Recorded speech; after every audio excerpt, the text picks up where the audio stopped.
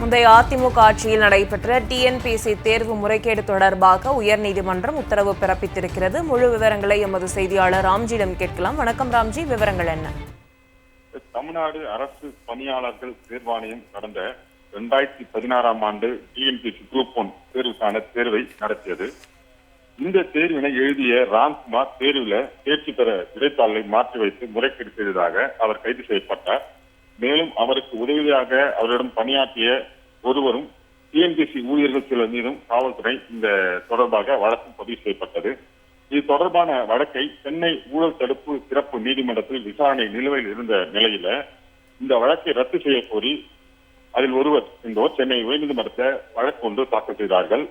அதுல விடைத்தாள் மாற்றி வைத்து விவகாரத்துல தான் ஈடுபடவில்லை என்று அந்த மனுதாரர் தரப்புல நீதிமன்றத்துல வழக்கு தாக்கல் செய்யப்பட்டு, எனவே தங்கள் மீதான வழக்கு ரத்து செய்ய வேண்டும் என்றும் அந்த மனுவிலே கோரிக்கை வைக்கப்பட்டது.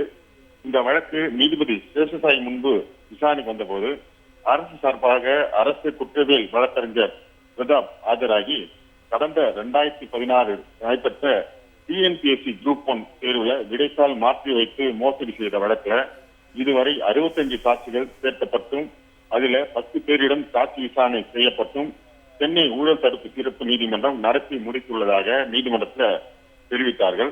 இந்த நிலையில இந்த வழக்கை ரத்து செய்யக்கூடாது, அதாவது இந்த புகார்தாரர் மீதான வழக்கை ரத்து செய்யக்கூடாது என நீதிமன்றத்தில் வாதங்கள் வைக்கப்பட்டது.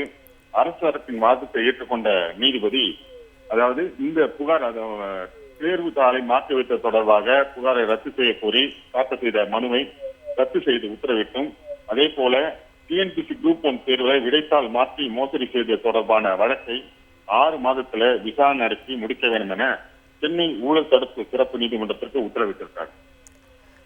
முந்தைய அதிமுக ஆட்சியில் நடைபெற்ற டிஎன்பிஎஸ்சி தேர்வு முறைகேடு வழக்கினை 6 மாதத்தில் முடிக்க ஊழல் தடுப்பு சிறப்பு நீதிமன்றத்திற்கு சென்னை உயர்நீதிமன்றம் உத்தரவு பிறப்பித்திருக்கிறது. தகவல்களுக்கு நன்றி ராம்ஜி.